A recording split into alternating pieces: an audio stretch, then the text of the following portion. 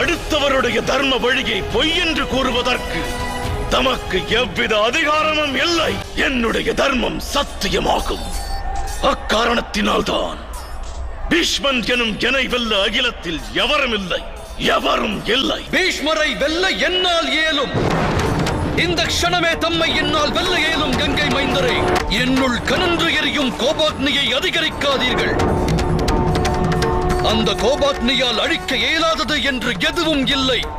நல்கிய எந்த வாக்கையும், அளித்த எந்த சாபத்தையும் ஆசையையும் வாசுதேவன் மாற்றியமைப்பான்.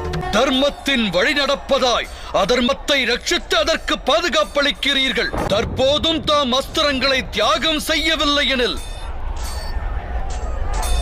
தம்மை வாசுதேவன் வதைப்பான். கங்கை மைந்தரே,